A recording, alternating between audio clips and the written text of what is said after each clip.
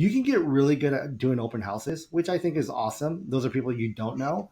But these are people I do know. Do tennis and basketball. Some of the people that were on my basketball team were all attorneys and pharmacists and doctors. And so they already owned homes already. And so how's it going? How's the market? I talk about it. I talk about them. I talk about how I can help them. It's all about being kind and serving other people first before you get what you want. And the thing is, I would help all these people with just like landscapers or connecting with different people I knew. And so they would be so grateful and come around. It's like, you know what? I'm thinking about selling my home, my townhouse for $350 in Newcastle and buying a house for like 800 in blah.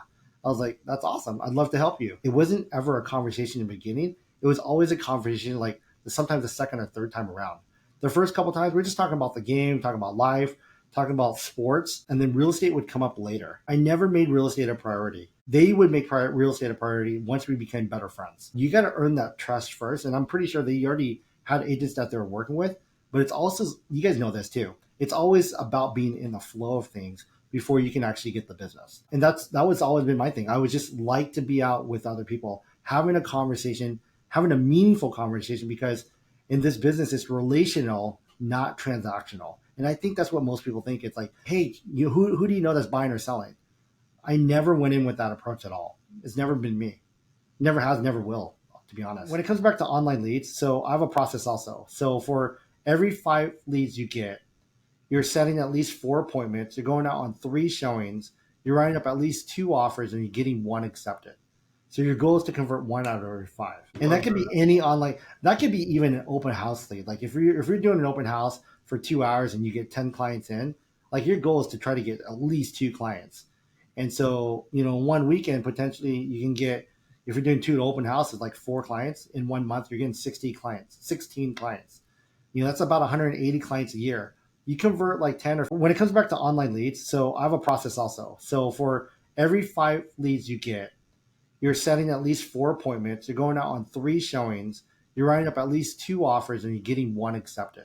So your goal is to convert 1 out of every 5. And that could be any online, that could be even an open house lead. Like if you're doing an open house for 2 hours and you get 10 clients in, like your goal is to try to get at least 2 clients. And so, 1 weekend, potentially you can get, if you're doing 2 open houses, like 4 clients. For me, I want to have at least like 5 seller conversations a day to try to get at least 1 seller appointment. And I set the example myself so the other agents can see it. One of the agents on my team, he put $9 million in this last month.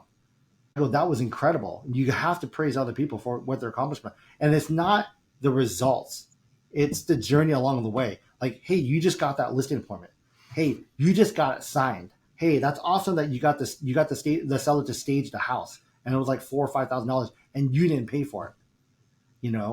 It was awesome that you got them to do the inspection and do $20,000 worth of work. Those are all successes that people don't talk about. They talk about, oh, you just closed that $4 million house. You just closed that $2 million house. What about everything that went up to that? Because those are all achievements as well.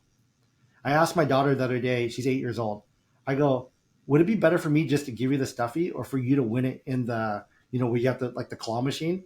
And she's like, it was very rewarding to try 3 times to get the toy out of the claw machine rather than you give it to me. There's something to be said about earning it yourself.